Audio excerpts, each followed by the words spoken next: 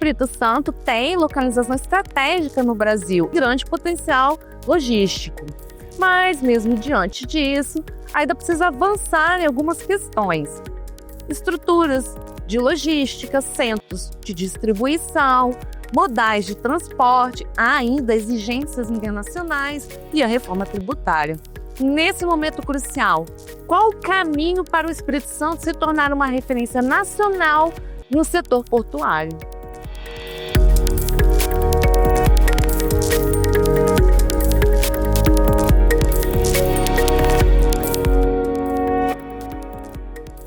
Olá, bem-vindos ao S Brasil Debate. Hoje o assunto é infraestrutura portuária.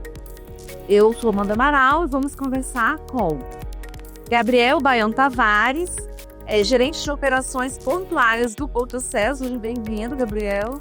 Obrigado, muito obrigado pelo convite, Amanda. É um prazer a gente estar aqui hoje debatendo sobre o desenvolvimento do nosso estado e sobre do Porto, coisa que eu vivo e convivo já tem mais de 28 anos. Vamos começar também com José Ernesto Contim, articulista da S Brasil e especialista em portos. Seja bem-vindo, José Ernesto. É uma alegria poder estar aqui, ainda mais com esse time que vocês trouxeram. Vai dar para dar uma discutida boa sobre esse assunto tão importante para o nosso estado, que é Porto. Recebemos também Patrícia Duda Laskoski, superintendente institucional de logística da Suzano. Seja bem-vinda. Obrigada. Prazer estar aqui com os colegas. A gente já se conhece de bastante tempo. Eu tenho 30 anos de história portuária. Hoje estou na logística da Suzano e é responsável também pela parte de ferrovias, rodovia, cabotagem, longo curso, toda a parte institucional. Juntos conversar sobre qual caminho o Espírito Santo deve seguir para se tornar uma referência nacional em logística portuária. Esse debate é um oferecimento de Assembleia Legislativa do Estado do Espírito Santo, 190 anos,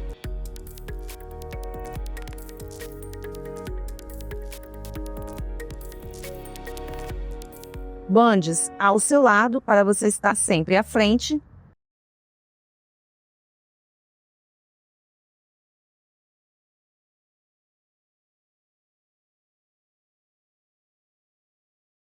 Anestes, crescemos juntos.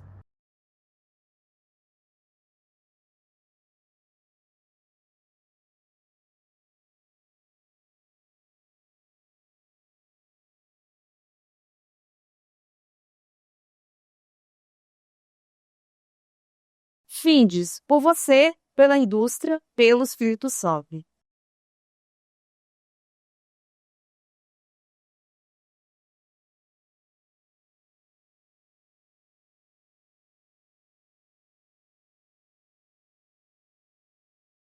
Sebrae Espírito Santo, pessoas transformam negócios, negócios transformam realidades.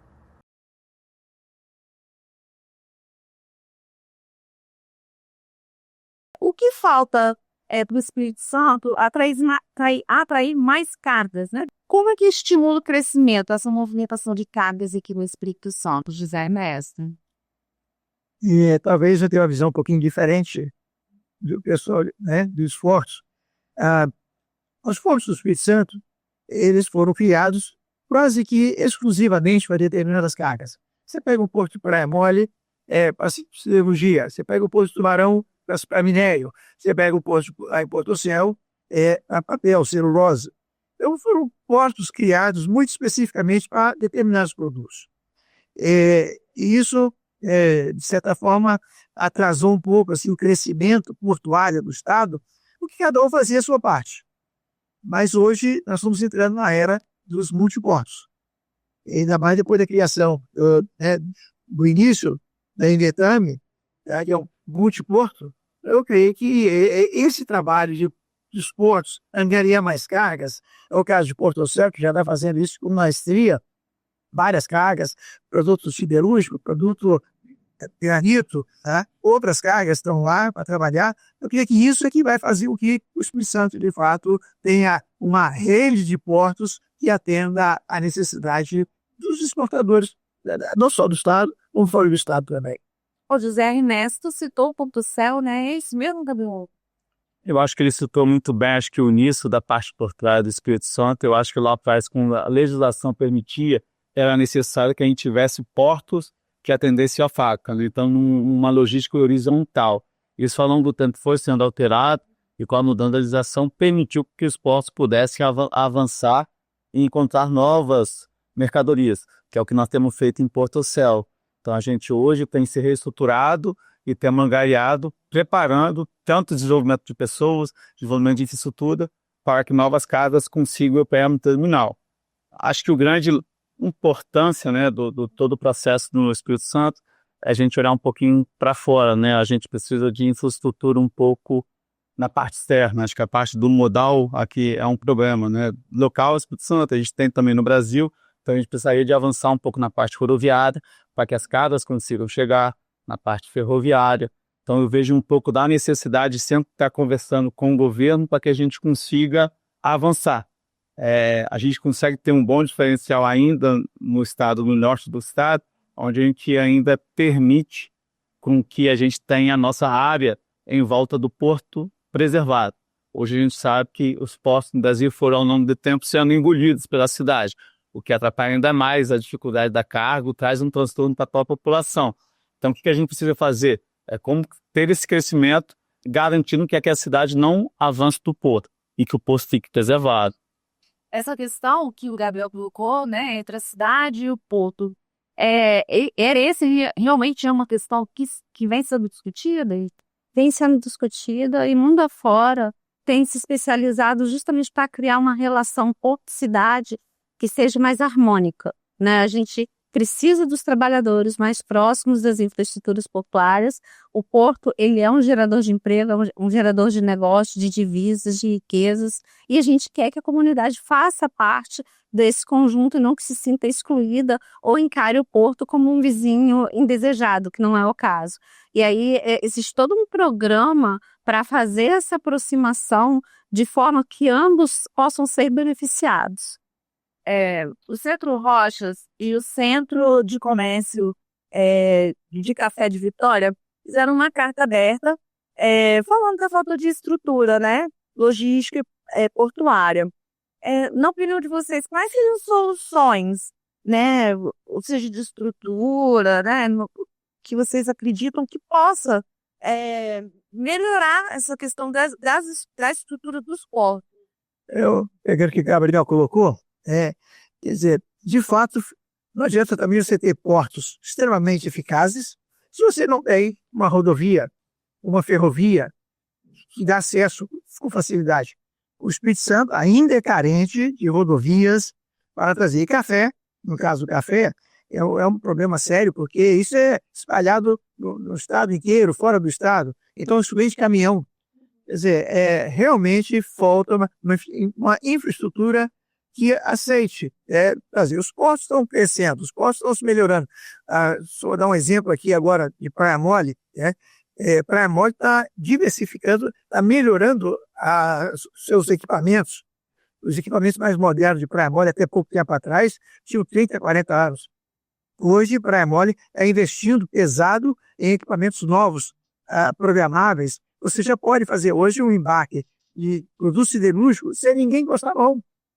Quer dizer, isso vai aumentar a produtividade, vai aumentar o próprio a segurança do trabalho, os portos se modernizando. Mas a parte de trás ainda está faltando. E aí quem entra é o governo, de fato, enxergar isso com antecedência. Não vai esperar dar gargalo para depois construir uma estrada. Aí vai ser uma tragédia para todo mundo. A gente costuma dizer que da porteira para dentro, os portos têm ficado cada vez mais eficazes. Em termos de produtividade, qualidade e segurança, os portos brasileiros, de uma forma geral, e aqui principalmente no Espírito Santo, não deixam nada a desejar para os portos do exterior. Eu só complementaria o que o Ernesto falou, é que além dos acessos terrestres, aí, rodovia e ferrovia, a gente também precisa de investimento nos acessos marítimos. Hoje, especificamente aqui para o Espírito Santo, qual é o maior gargalo? É justamente não ter calado suficiente para receber navios de grande porte. Quando a gente está falando da sua pergunta, Centro Rochas e Café, são cargas bem específicas, a maior parte delas, elas utilizam containers para poder exportar. O navio de container, ele tem ficado cada vez maior e exigido maior calado, maior profundidade para sua navegação e manobra. E aí a gente tem um estrangulamento natural no Porto de Vitória, é físico por conta do Penedo, por conta da largura do canal, que inviabiliza operar navios maiores. O que isso acontece, então?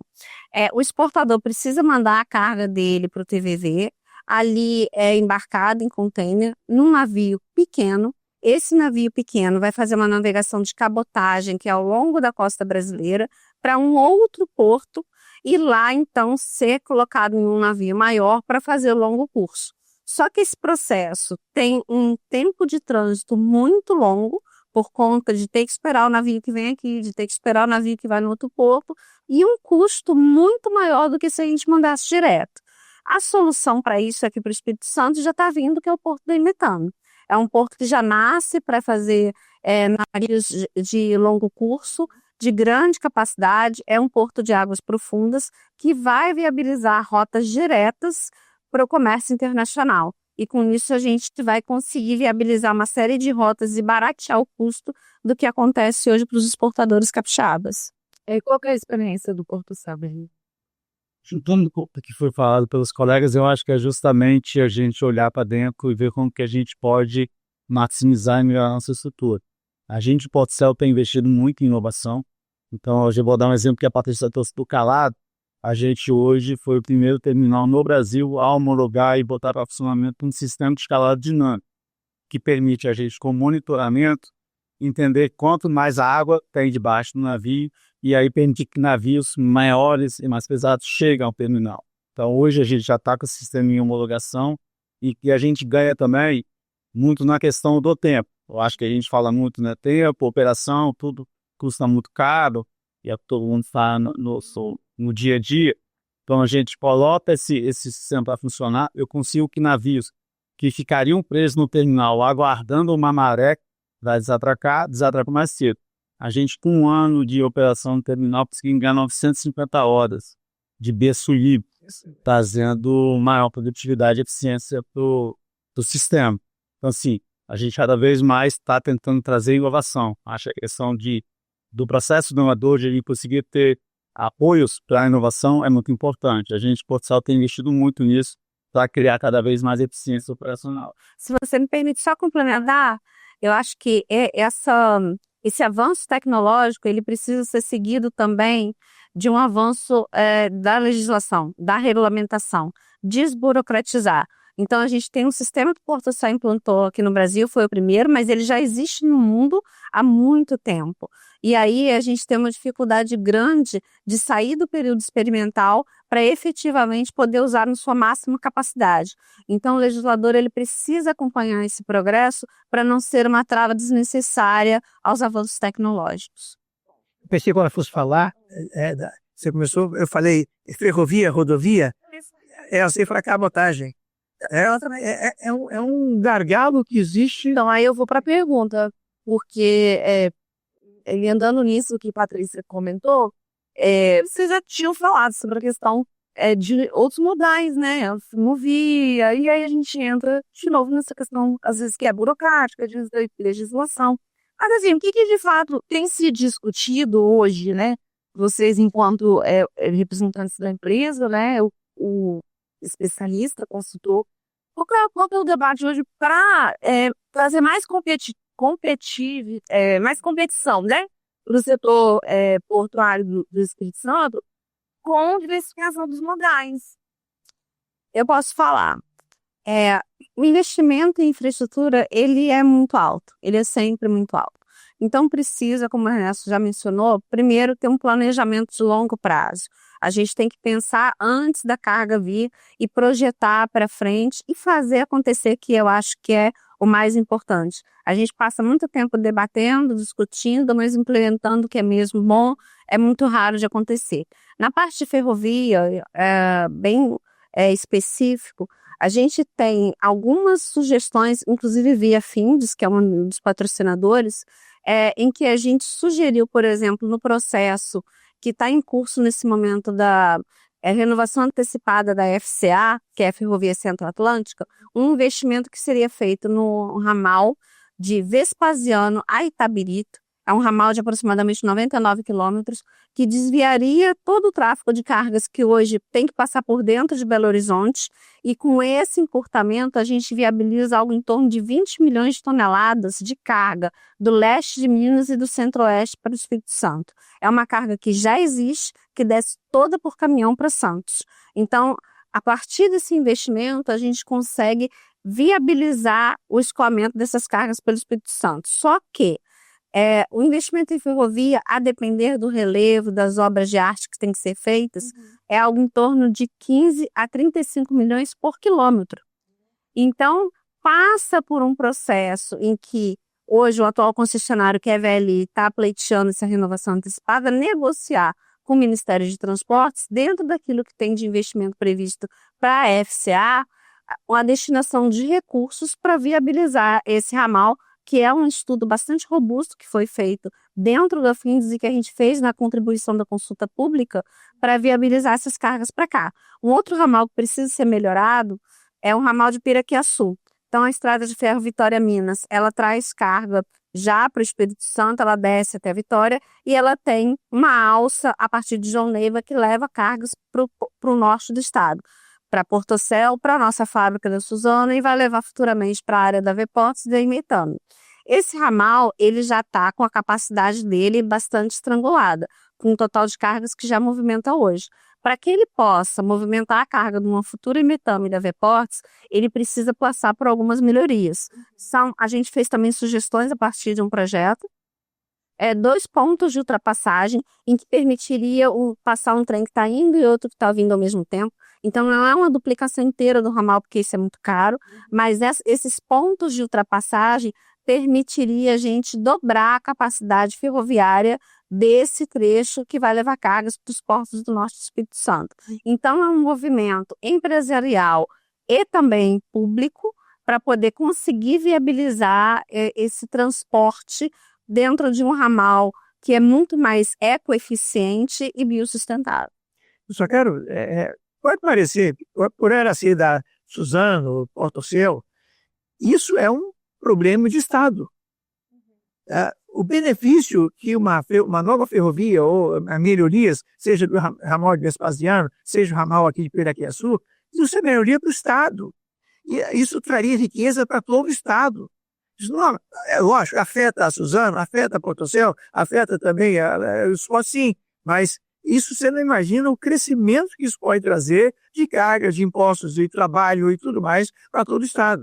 Então é uma pena que muitas vezes a gente fica imaginando assim, por que eu vou beneficiar a Portocel? Por que eu vou beneficiar a Vale do Rio Doce, ou a VLI, qualquer que seja? Não está beneficiando uma empresa.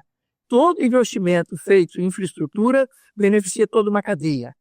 É uma pena que nós não vemos isso e às vezes a gente fica assim muito limitado nesse investimento. E o próprio Estado, que deveria arregaçar as mangas, seja o governador, seja a nossa Assembleia, seja os deputados, seja quem está aí, e brigar por isso, porque não são investimentos só. Pois é, eu vou te falar uma coisa que você vai ficar feliz, então. Eles estão brigando.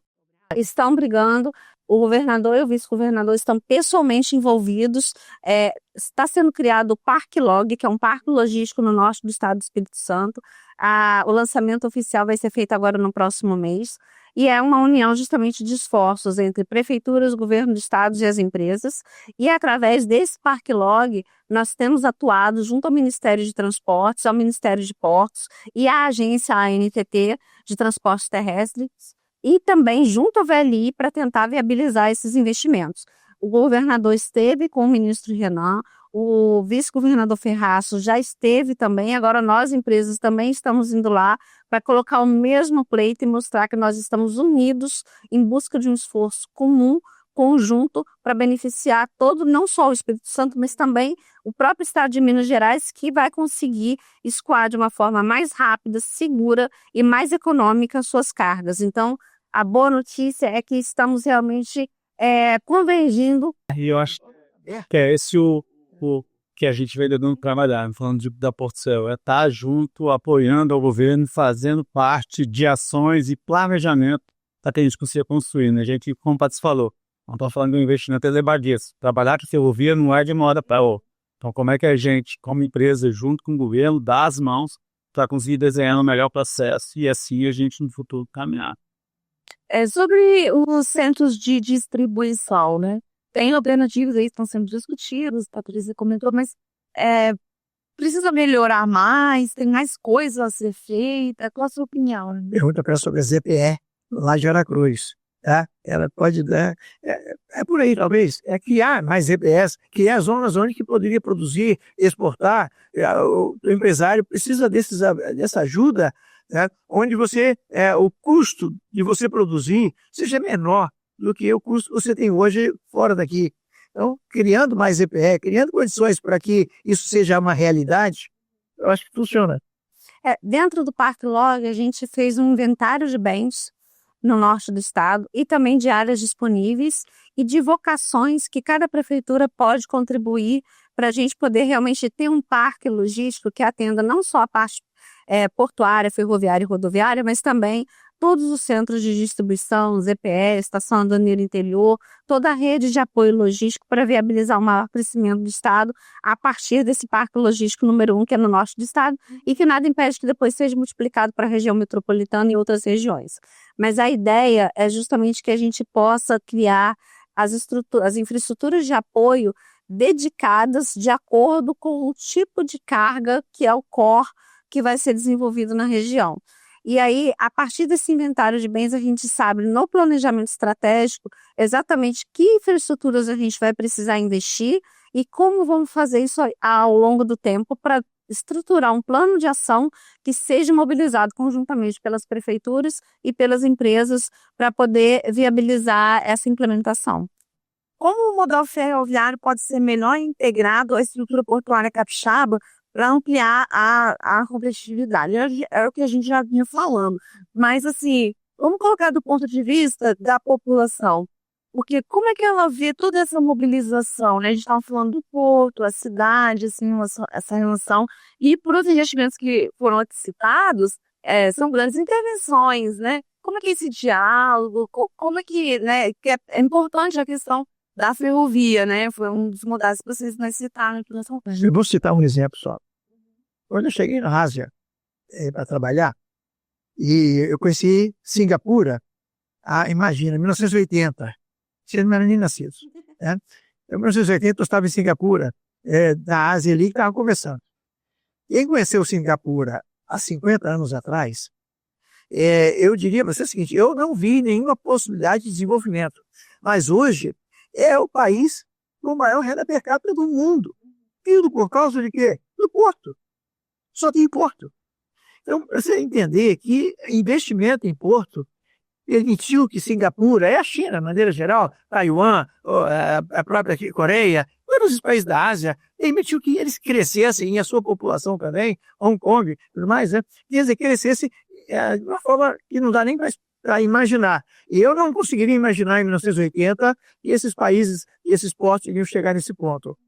Fazendo a comparação com hoje. Nós estamos aqui, mais ou menos, chegando aqui lá em Porto Acel, estou chegando lá em Aracruz, mais ou menos no mesmo sentido que se eu estivesse chegando lá em Singapura há 50 anos atrás. Então, eu fico imaginando daqui para frente, se isso implementar, o quanto que aquela região, eu estou dizendo que é a joia da coroa, é verdade. Se investir mais em porto, nesses modais aqui, a tendência, não sei se vão chegar, se é uma Singapura, um Chao, um porto desse da China, mas o que eu diria para você é o seguinte, que as possibilidades são enormes de desenvolvimento para toda uma população. Não é só para o porto, mas toda a população. Há um crescimento geral em todas as áreas. Eu vejo isso. Você concorda, Patrícia? Essa visão mesmo? É isso mesmo. Tem uma série de serviços que são agregados e os países mais ricos são aqueles justamente que vivem de serviços, de prestar serviços. Eu tive mês passado na Inglaterra com uma missão de terminais portuários privados e a Inglaterra não produz quase nada, é uma ilha. Eles prestam serviço, é um país extremamente rico. Todos os serviços que giram em torno da orla portuária, eles promovem evolução da comunidade. Quando a gente fala serviço, não é só aqueles diretos que vem na cabeça, ele trabalha no porto ou trabalha no armazém. Não, é o borracheiro que conserta o pneu do caminhoneiro, é o restaurante que serve quentinha para os empregados ou que estão diretamente trabalhando no porto ou estão trabalhando na obra. Tem toda uma rede de serviços que é possível de ser desenvolvida para atendimento daquela infraestrutura que vai estar crescendo com o aumento de movimentação de cargas. E especificamente sobre a sua primeira pergunta da ferrovia em relação à população, pensa assim, quanto mais a gente transportar carga através das ferrovias, mais a gente desafoga as rodovias. Ao desafogar as rodovias, a gente tem uma melhora da qualidade do asfalto, uma melhora da qualidade do trânsito e uma maior segurança para a população em geral que trafega naquelas rodovias. Então, o investimento numa ferrovia, ele é salutar não apenas para os operadores portuários ou para o exportador e importador da carga, mas para toda a população que está ali no entorno e que também vai prestar serviço para aquela ferrovia que passa por ali. E para o Porto Sabiá está inserido, né, na região portuária de Aracruz, né? Do seu ponto de vista, a sua perspectiva é a mesma? Perspectiva é a mesma. Hoje a gente já tem a ferrovia que nos atende, a Patrícia já comentou, e aí a gente hoje trabalha com 60% da nossa carga já chegando por ferrovia. Então é um modal que a gente prioriza, que a gente entende que é extremamente salutar e que a gente continua desenvolvendo. A gente ainda precisa evoluir. Voltando um pouco na sua pergunta lá atrás, um pouco das rochas, a gente hoje faz todo o embarque de peças ornamentais no Porto Céu via rodoviária. Traz um desgaste, traz uma questão aí das rodovias. Como é que a gente consegue fazer um centro de distribuição onde que as rochas podem chegar e desse centro de distribuição chegar até os portos de uma ferrovia? É o caminho. E a gente precisa estar cada vez mais envolvendo e conversando sobre esse assunto. Vou entrar em outro assunto que já foi citado aqui pela Patrícia, que é a cabotagem. Como trazer mais empresas para operar nesse modal? Como estimular o crescimento, né, da cabotagem no Espírito Santo? Qual que é a discussão nesse momento sobre a cabotagem, Gabriel? A discussão sobre a cabotagem é hoje terminar o trabalho com cabotagem. A gente já tem serviço onde a gente recebe carga de uma fábrica e aí a gente não precisa de ter as duas pontas. A cabotagem você precisa de ter dois terminais se comunicando. Então hoje o nosso terminal já está pronto, preparado para receber barcaças, para fazer esse recebimento, mas a gente ainda falta incentivo do governo. Então são investimentos também elevados e acabam tendo incentivos do governo para que empresas construam terminais da certa e enviar a carga fazer um hub. Vou complementar o Gabriel e vou fazer uma propaganda, depois você me paga. Porto Céu, eu acho que é um dos poucos portos no Brasil que é multimodal, totalmente multimodal. Então, Porto Céu ele é servido por rodovia, por ferrovia, ele executa operações em navios de longo curso, em operações de cabotagem, que é ao longo da costa brasileira, e também tem uma turbovia. Eu desconheço outro porto aqui que tenha todas essas condições, sem contar que a gente tem um aeródromo perto, que é da fábrica e que pode ser utilizado também para movimentação de cargas. Bom, fim dessa propaganda, vamos falar agora de coisas difíceis. A cabotagem é muito difícil de ser desenvolvida no Brasil.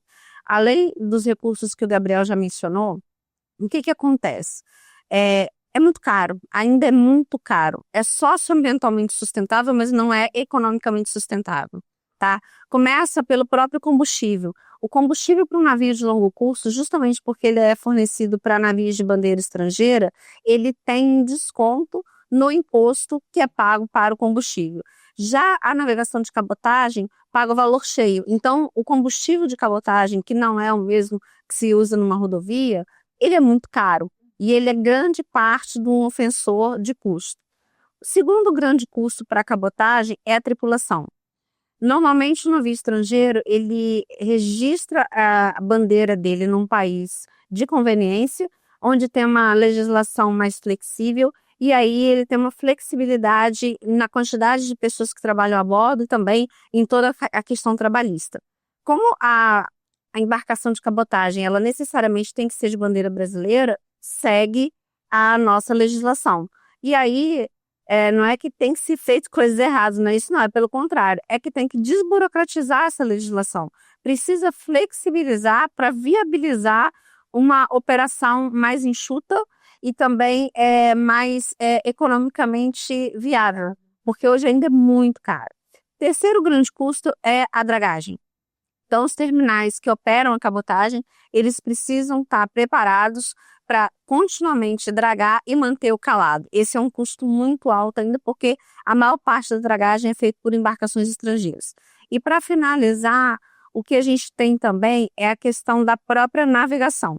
As barcaças que, por exemplo, hoje frequentam Portocel são barcaças oceânicas. Elas são barcaças caras, porque é um modelo de barcaça para enfrentar o mar, onde você tem onda, você tem corrente, você tem vento. É diferente de uma barcaça que navega em rio, tá? E aí o custo de investimento do CAPEX desse equipamento é muito alto. E normalmente o empurrador, que é a parte da embarcação que tem a máquina, ele tem que ser encomendado fora do país. E aí você tem todo um custo de importação e também até próprio de translado para essa embarcação, que quando você soma tudo isso, inviabiliza o transporte quando comparado, por exemplo, com uma rodovia.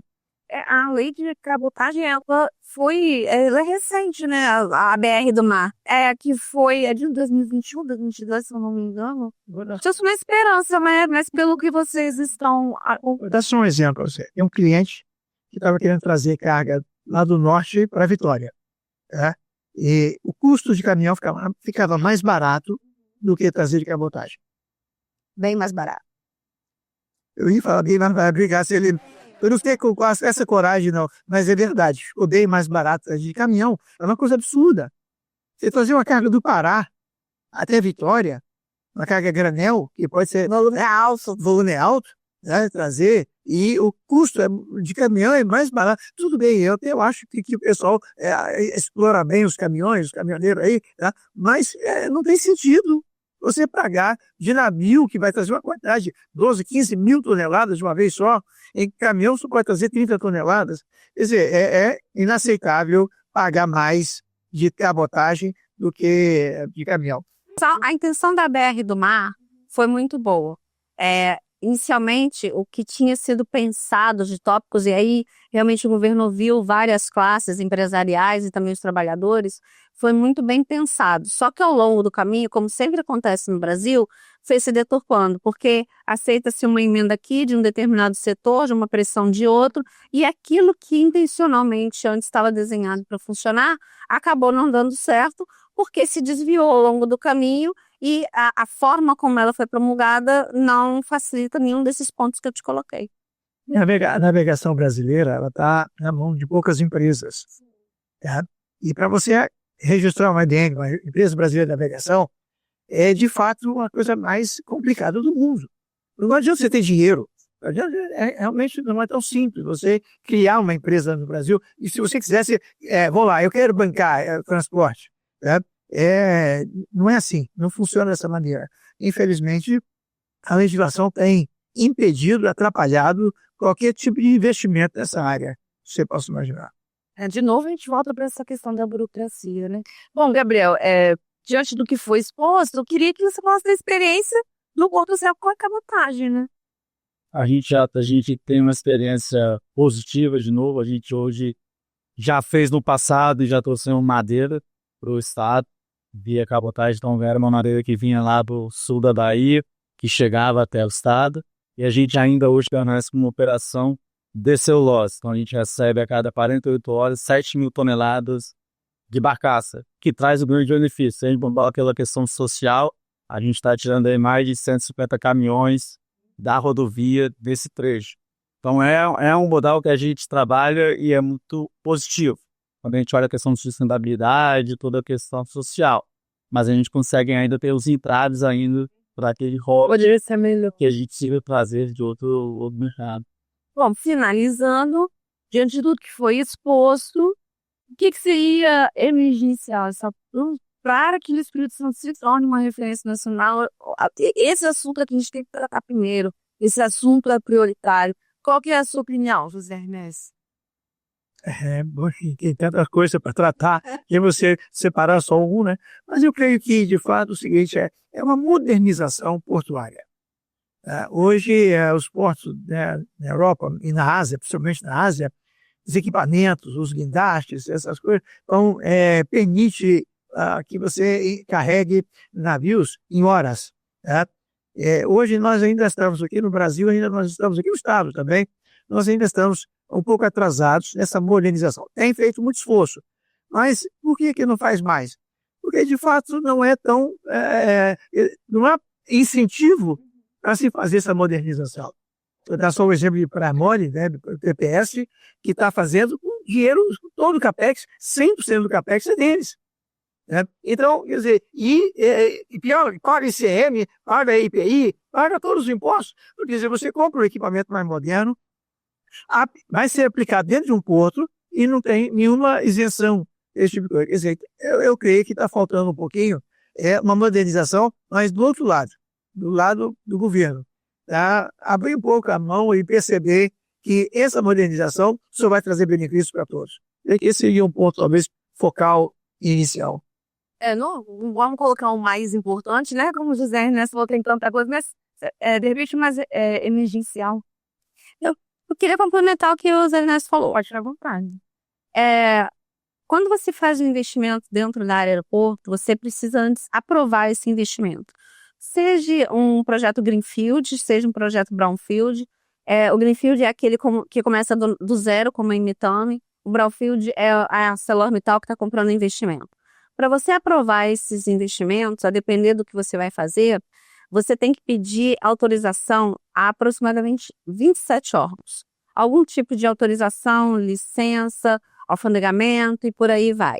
Por exemplo, quando você vai investir em equipamentos, você tem um plano de investimento que foi aprovado lá atrás pela ANTAQ, que é a Agência Nacional de Transportes Aquaviários, e pela Secretaria Nacional de Portos, que já tinha um planejamento do seu porto num determinado momento fazer aquele investimento.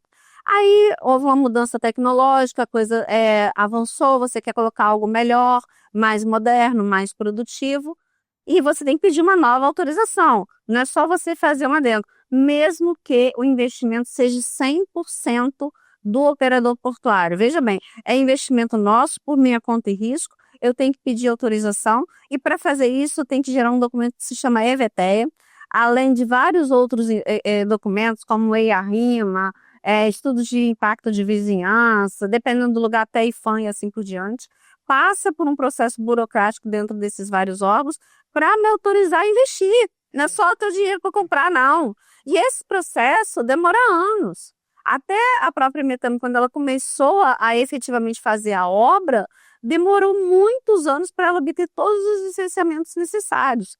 E se agora, que ela está já em vias de começar a operar a partir do ano que vem, ela decidir que ela vai operar com transtêneres diferentes, hitstackers diferentes, e volta tudo de novo. Há um desestímulo. E aí eu vou aproveitar seu exemplo de Singapura, porque eu estive lá em 2015, e é uma coisa que eu tenho falado em todos os fóruns que eu tenho participado. A gente deveria copiar o mesmo modelo. Ctrl+C, Ctrl+V, adaptando a realidade brasileira para uma série de coisas. Lá tem uma coisa chamada One Stop Shopping.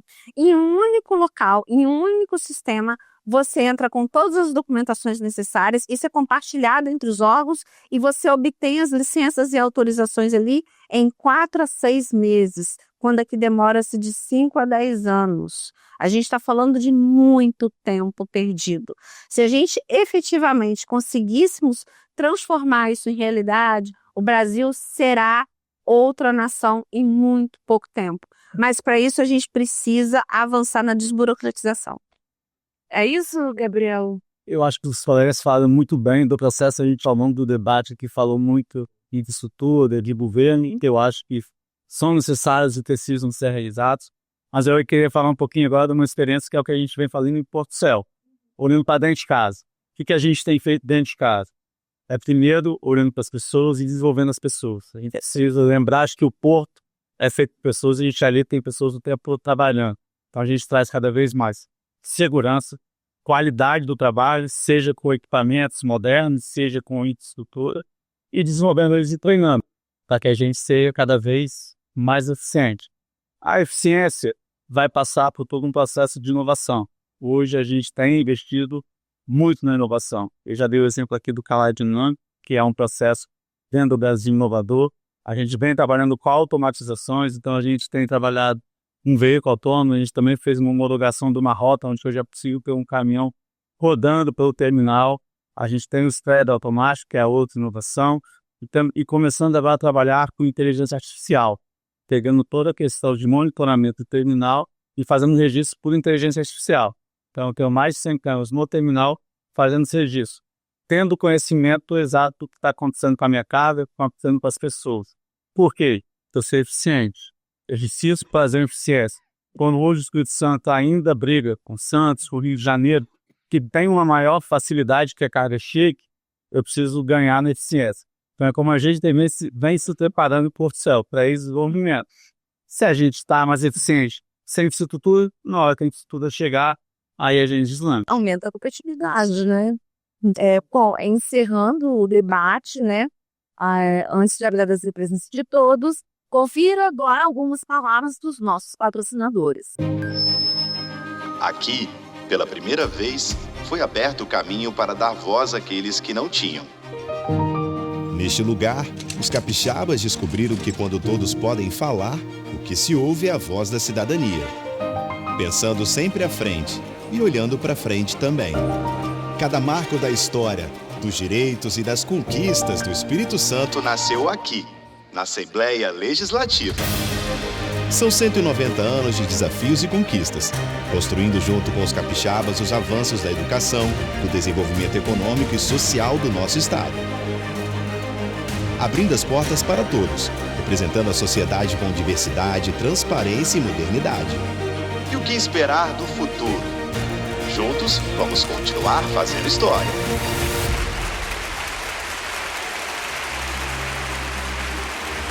Assembleia Legislativa do Espírito Santo.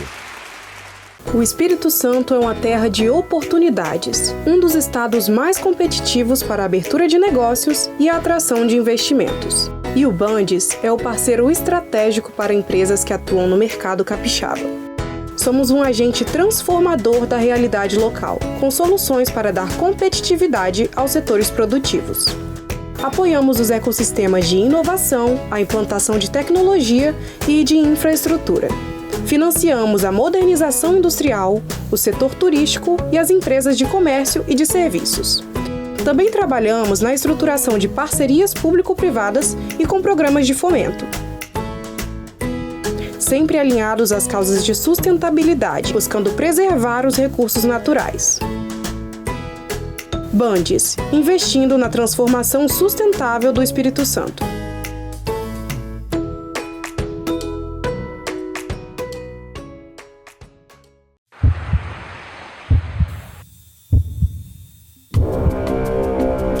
A indústria capixaba está evoluindo e o Senai está mais uma vez à frente dessa transformação. Apresentamos o Senai Porto, a primeira unidade profissionalizante dentro de uma área portuária no Espírito Santo. Com uma localização estratégica, o Senai Porto chega para impulsionar a economia e a qualificação profissional, oferecendo cursos em logística, gestão portuária, tecnologia da informação, economia do mar e economia criativa.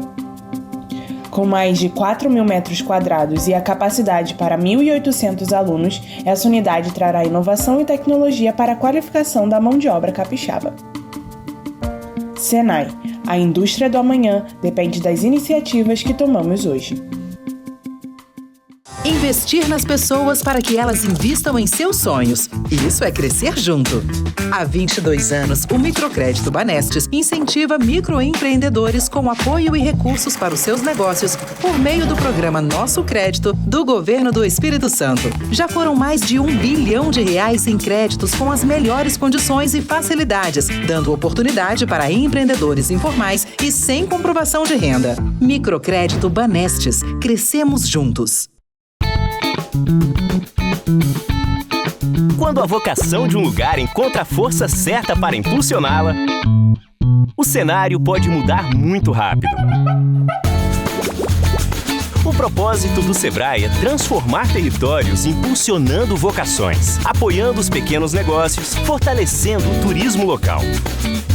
Pessoas transformam negócios, negócios transformam realidades. Sebrae. O S Brasil Debate termina e eu queria agradecer imensamente a presença de José Ernesto. Muito obrigado por aceitar o convite. Uma alegria muito grande. Estamos à disposição para discutir um assunto que é extremamente importante para o nosso Estado, para o desenvolvimento do nosso Estado. Muito obrigado. Do Gabriel, representando o Porto Céu, muito obrigada. A gente agradece mais uma vez, foi um prazer estar aqui. A gente novamente reforça. Porto Céu hoje é um terminal multimodal, multicarga. A gente vem fazendo as nossas expansões e estamos prontos para ajudar o desenvolvimento do estado. E a Patrícia, muito obrigada por ter aceitado o nosso convite. Eu que agradeço, prazer estar aqui debatendo com os colegas, mostrando também que a gente não está dormindo no ponto. Os terminais capixabas estão trabalhando seriamente, em conjunto com o governo, e a gente vai transformar esse estado numa grande potência. Contem conosco. O S Brasil Debate termina aqui. Para você que quer ter mais informações sobre este assunto e outros, acesse sbrasil.com.br e também as nossas redes sociais. Até a próxima!